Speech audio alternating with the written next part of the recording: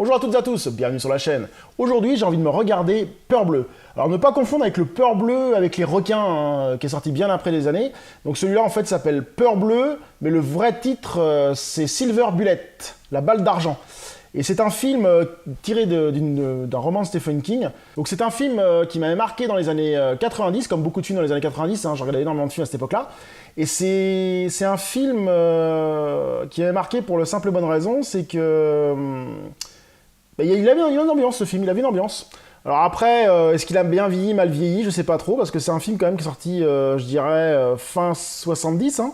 Je sais pas la date exacte. Est-ce qu'on l'a là-dessus? Non, je vois pas. Je mettrai ici la date. Je mettrai ici la date pour voir. Et voilà, donc on va lire un peu de quoi ça parle. Peur Bleue. Tucker's Mills, une petite ville comme une autre, peuplée de gens très ordinaires. Pourtant, c'est dans cet endroit paisible que vont survenir d'abominables événements. La première fois, c'est en mai. Depuis, à chaque pleine lune, ça recommence. Une plongée vertigineuse dans une nuit fantastique, d'après l'œuvre du maître de la peur et du suspense Stephen King. Un film électrochoc qui multiplie par 10 la dose des frissons et d'effets spéciaux à vous couper le souffle. J'aime bien des fois les pubs, les mecs, ils te rajoutent des trucs de ouf. Donc moi j'en ai un très bon souvenir, on va voir tout de suite si ça a bien vieilli ou pas, parce que je pense que je l'ai pas eu depuis 20 ans encore ce film. Donc c'est parti. A few moments later. Donc je viens de me finir Peur Bleue. Bon film, hein, un film bien sympa, un film typiquement des années 80, on retrouve l'ambiance, on retrouve des personnages, on retrouve les choses qui font des films des années 80, c'est-à-dire une touche de je sais pas quoi, une touche de choses qui ne se font plus maintenant. Avec peu de moyens, j'avais l'impression qu'ils arrivaient à faire des trucs de ouf.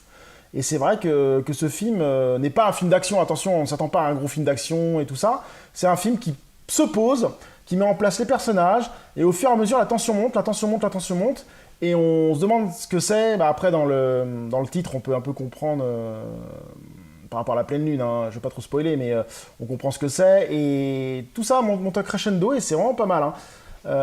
Jusqu'à une fin sympa. Non, franchement, ça reste un très bon film à voir. J'ai passé encore un très bon moment à voir ce film, hein. Bien sûr, attention, la qualité DVD est dégueulasse. On dirait une vieille VHS. Je crois qu'ils ont fait une copie d'une VHS vers le DVD, rien de plus. Et c'est bien dommage. Il est sorti en import sous le nom de Silver Bullet. Donc je sais pas s'il y a la langue française dessus. Mais ça sera à voir, parce que c'est vrai que la version DVD est vraiment dégueulasse et il n'y a pas d'intérêt, hein. Donc oui, ce film en 2022 vaut le détour si vous aimez les films d'horreur à la sauce années 80, avec une ambiance un peu à la Stephen King, avec une ambiance un peu à la John Carpenter à certains moments. Et moi, je l'ai trouvé vraiment sympa à revoir. Sympa à voir. Ça, si vous voulez passer un petit samedi soir horrifique avec du popcorn dans votre chambre dans le noir, ça peut vous mettre dans l'ambiance et ça peut vous donner envie de voir ce film. Donc voilà, c'était Peur Bleue que je vous conseille chaudement si vous avez l'occasion un jour de le voir. Et je vous dis à très bientôt sur la chaîne. Salut!